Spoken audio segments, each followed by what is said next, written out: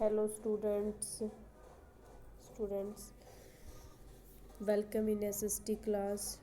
Today we are going to start plateau. What is plateau and these features हम discuss करेंगे. But in our previous class we have studying about the mountains. ने mountains के बारे में read किया था. अब हम प्लेट्यू के बारे में पढ़ेंगे कि plateau is a raised piece of land higher than its surrounding areas. ये मैं आपको थोड़ा सा पोर्शन है जो पीछे वाले पेज पे रह गया, वो मैं आप लोगों को करवा रही हूँ. Plateau is a raised piece of land higher than its surrounding areas. यानी जो पठार जो है वो क्या होता है, पृथ्वी का लैंड हायर देन, मतलब जो सराउंडिंग एरियाज है उससे थोड़ा सा ऊपर उठा हुआ हिस्सा होता है. Its top is flat and levelled. उसका टॉप जो है बिल्कुल ही फ्लैट होता है और समतल होता है. It has steep slopes. और वो खड़ी ढलान बनी हुई होती है. A plateau is also known as a table land. इसको बोलते हैं table land. Plateau is known as a table land. Plateaus also differ in age, size and height. पठार जो होता है वो अलग होता है अपनी एज से, अपने आकार से, अपनी हाइट से. Some plateau can be extremely vast like the Deccan plateau in India. यानी जो हमारा ये जो पठार है वो अत्यंत व्यापक लाइक के डिकेन की तरह फैला हुआ है. जो इंडिया के अंदर डिकेन पठार है वो उसकी तरह ही फैला हुआ है. It is also one of the oldest plateau in the world. ये हमारा क्या है, सबसे संसार का सबसे पुराना प्लेट्यू है. सब special feature of plateau are as follows. इसके कुछ एक स्पेशल फीचर्स है जिसके बारे में हम डिस्कस कर रहे हैं. Some plateaus in the world are uninhabited due to harsh climate condition and its elevation. यानी कुछ एक पठार जो है वो संसार के निर्जन और ख़राब मौसम के कारण काफ़ी क्या है, ऊंचाई पर है. कह सकते हैं. ऑन द अदर हैंड दूसरी तरफ क्या है, there are some plateaus which are low lying and are densely populated. Low lying का मतलब है निचला हिस्सा. इसका निचला हिस्सा डेंसिटी मतलब घना एरिया से प्लेटेड है. यानी इसका कहने का दूसरी तरफ अगर हम देखें तो पठार का जो है ना निचला हिस्सा है वो काफ़ी पॉपुलेशन से भरा हुआ है, क्योंकि पठार के नीचे वाला हिस्सा बिल्कुल स्मूथ और साफ़ होता है, जिस वजह से वहाँ पर लोग ज़्यादा रहना पसंद करते हैं. नेक्स्ट में क्या कह रहे हैं हमारे को कि प्लेट्यू रीजन और रिच इन मिनरल्स. जो प्लेट्यू रीजन है, पठार है, वो किस में, जो हमारे खनिज लवण है उनमें, जैसे कि like iron, coal and copper, इन सारी चीज़ों से भरे हुए होते हैं. The Chota Nagpur plateau in India is one such example. Chota Nagpur जो है वो इंडिया का एक स्पेशल एग्जाम्पल है, एक अकेला एग्जाम्पल है. अगला क्या है, rivers flowing through the plateaus make waterfalls. These are ideal site for generating hydroelectricity. ये क्या कह रहे हैं कि जो नदियां हैं वो क्या है, इस पठार की ऐसे बहती हैं जैसे कोई झरने बह रहे हों. These are ideal site of generating hydro electricity. जिसके थ्रू क्या बनाई जाती है, उत्पाद की जाती है. जनरेटिंग मतलब उत्पाद की जाती है क्या, हाइड्रोसिटी मतलब पन बिजली. जो पानी से बनने वाली बिजली है वो क्या की जाती है, इससे प्रोड्यूस की जाती है. नेक्स्ट है, river flows through the plateaus make waterfalls. यानी कि क्या हो रहा है, ये रिवर्स क्या है, ये इसके बारे में मैंने बता दिया आपको. पानी के झरने हैं जैसे कि, और वो क्या इलेक्ट्रिसिटी बनाते हैं. अगला है, plateau with rich fertile soil are good for agriculture and less fertile ones are used as grazing land. यानी कि प्लेट्यू क्या है, ये इस मामले में बहुत ज़्यादा रिच है, यानी कि बहुत ज़्यादा उपजाऊ मिट्टी के कारण ये क्या कहते हैं, कृषि के लिए बहुत ज़्यादा उपयोगी हो जाते हैं. और जहाँ पे लेस फर्टाइल होती है, जहाँ पे कम उपजाऊ भूमि होती है, वो क्या हो जाती है, चराई के काम आने लग जाती है. चराई के काम आने लग जाती है. दूसरा क्या है, many plateau are great tourist attraction. बहुत से जो पठार है उनका क्या है, टूरिस्ट जो कि बाहर से लोग आते हैं उनके लिए क्या जाता है, अट्रैक्शन, मतलब उनको अपनी तरफ आकर्षित करने का होता है। बिकॉज क्योंकि ऑफ देयर सैनिक ब्यूटी, यहाँ की दर्शनीय सुंदरता, like the Grand Canyon carved out by the Colorado river, यानी क्लोरेडो रिवर की जो ग्रैंड कैनियन क्रेवेड है वो काफ़ी ही आकर्षित करती है टूरिस्ट को। Located in the Colorado plateau the USA, जो यूएसए के अंदर स्थित है कोलोरो प्लेट्यू, उसकी वजह से। नेक्स्ट पे आ जाते हैं हम प्लेन्स। प्लेन्स क्या होते हैं, the vast stretch the flat and the level land is called a plain, जहाँ पे क्या है व्यापक रूप से और समतल स्मूथ जो मतलब जगह होती है, भूमि होती है, लैंड होती है, उसको प्लेन कहते हैं। Plains are also called low land and extend over hundreds of kilometres, यानी कि मैदान। प्लेन्स का मतलब मैदान, इस तरह के मैदान है जो क्या है लो लैंड्स में होते हैं, निचली धरती में होते हैं, और extend over hundreds of kilometre, उनको एक्सटेंड, उनको बढ़ाया जा सकता है 100 किलोमीटर तक। अबाउट 1/3 ऑफ द लैंड, यानी कि 1/3 भाग जो है हमारी पृथ्वी का वो भूमि है। Surface is covered by plain, जो कि उसके द्वारा क्या है ढका हुआ है। The plain found along the sea are called coastal plains, जो मैदानी भाग है वहाँ पर क्या मिलता है, sea are called coastal plains, वहाँ पर कोस्टल प्लेन्स मिलते हैं। For example the western coastal plains, ये देखो यहाँ पे दे रखा है ना, western coastal plains in India, जिसका एक एग्जाम्पल है जो इंडिया के अंदर जो पश्चिमी कोस्टल प्लेन मिलता है। Plains are usually formed by river, जो प्लेन्स है, जो मैदानी क्षेत्र है, वो हमेशा किसके द्वारा प्रोड्यूस किया जाता है, रिवर्स के through, reverse. The reverse flows down from mountains carry sand and silt with them which they deposit along the river banks forming fertile planes. ये कह रहा है कि जो नदियाँ होती है वो क्या होती है, पहाड़ों से आकर बहती है, और वहाँ से क्या लेके आती है अपने साथ, सैंड यानी मिट्टी, सिल्ट मतलब गाद, इसके बाद सैंड गाद लेकर के आती है, और उनसे क्या होता है वो सारी की सारी इकट्ठी कर दी जाती है।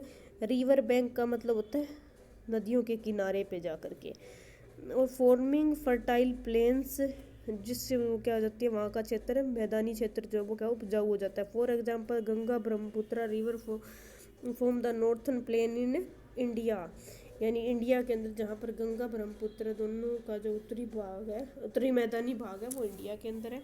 इनके स्पेशल फीचर्स बताएंगे। The silt brought down by the rivers makes the soil very fertile and suitable for agriculture, जो यहाँ की गाद है वो जो मतलब नदियों के साथ आकर के इकट्ठी हुई मिट्टी होती है, वो उपजाऊ मिट्टी होती है, और वो कृषि के लिए सूटेबल होती है। कृषि मतलब खेती बाड़ी करने के लिए सही हो जाती है, अच्छी होती है।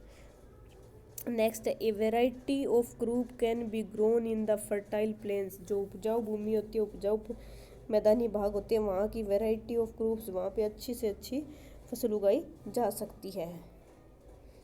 नेक्स्ट है हमारे पास the plain are thickly populated area because of the abundant availability of water and flat land for construction, यानी जो मैदानी भाग होते हैं वो काफ़ी क्या होते हैं, घने पॉपुलेटेड होते हैं, वो एरिया होता है। बिकॉज क्योंकि वहाँ का क्या है, वहाँ पे प्रचुर मात्रा में पानी मिलता है।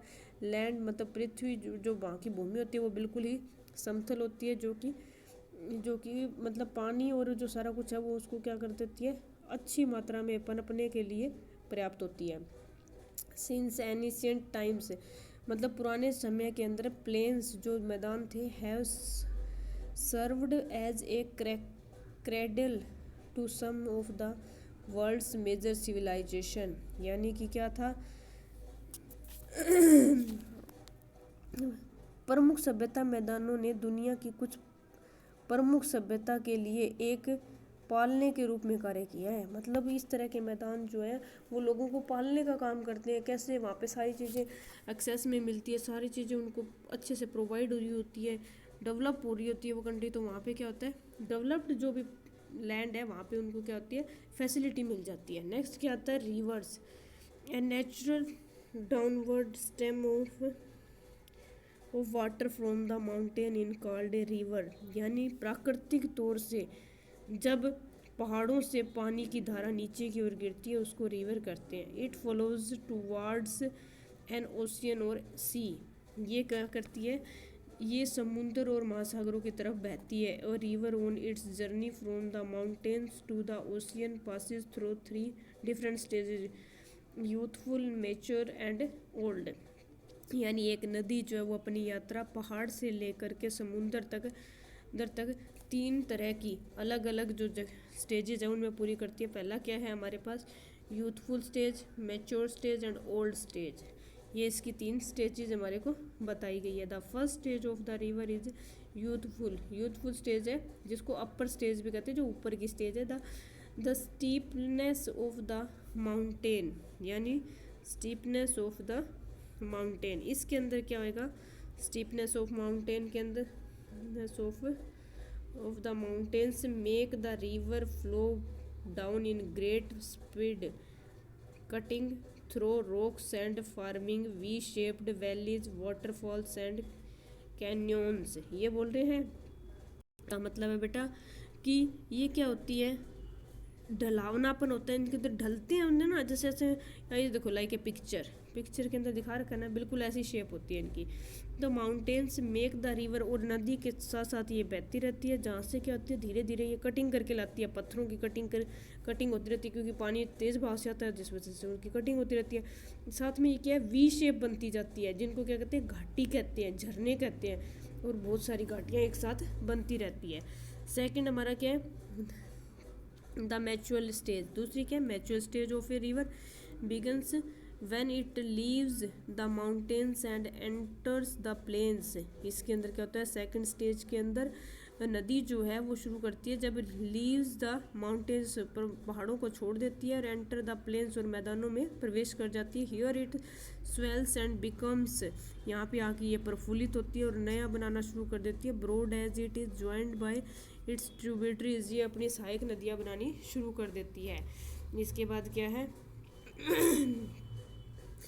The speed of the river decrease at the stage. इस स्टेज में आकर के रिवर क्या कर देती है, अपनी स्टेज में आकर के रिवर अपने आप को डिक्रीज कर लेती है, स्लो कर लेती है। रिवर लूप्स कॉल्ड मेंडर्स, यानी नदी के ये छोर होते हैं, लूप्स मतलब छोर, इनको मेंडर्स कहा जाता है। एंड ओक्स बो lake form at this stage, और इसको क्या कहा जाता है, ओक्स बो लेक फॉर्म है, इस स्टेज को ओक्स बो लेक है।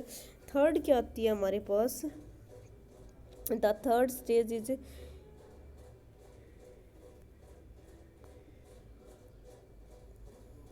the third stage is known as the old stage of a river.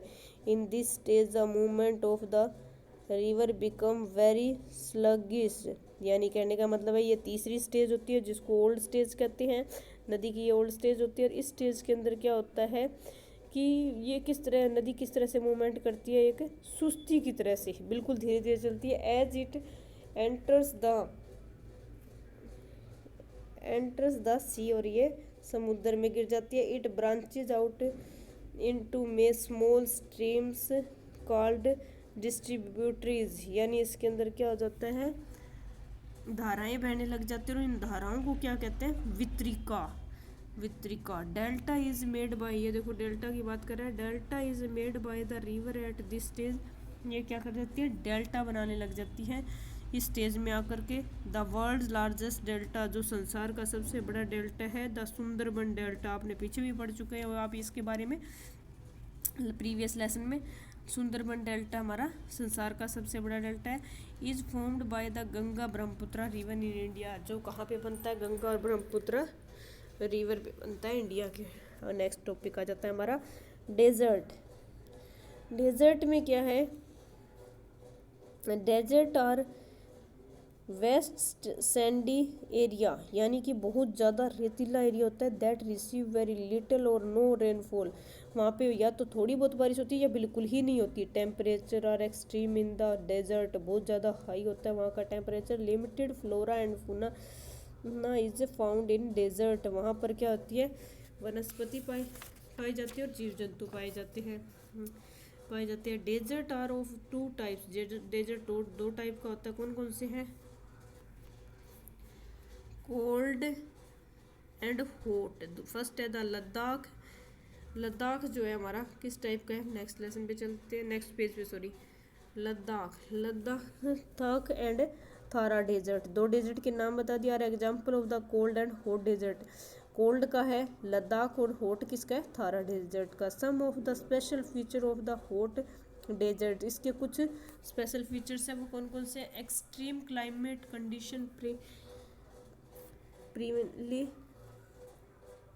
In desert, जो यहाँ की अति विषम जलवायु है वो क्या होती है, काफ़ी प्रबल होती है रेगिस्तान के अंदर। The days are very hot and the night are very cold, जो दिन होता है वो काफ़ी हॉट होता है और रात काफ़ी ठंडी होती है। Desert are generally very dry, desert क्या होता है, हमेशा ही ड्राई होता है, सूखा होता है। This is because the area receive very little और नो रेनफॉल, यहाँ पे बहुत ही कम बारिश होती है या फिर बिल्कुल ही नहीं बारिश होती, सूखा पड़ा रहता है।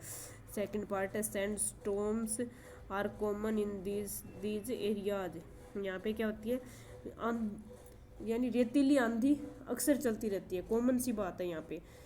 अगला क्या है, small hills of sand called dunes are found as the sand moves from one place to another due to strong winds. ये क्या कह रहा है कि यहाँ पे छोटी छोटी पहाड़ियाँ होती हैं जो क्या होती है, रेतीली होती है और उनको क्या कहते हैं, टिब्बा कहते हैं। Are formed as the sand move, जिससे क्या होती है, रेत जो है बहा करके नीचे की एक स्थान से दूसरे स्थान पे चली जाती है हवा के थ्रू, आंधी के थ्रू।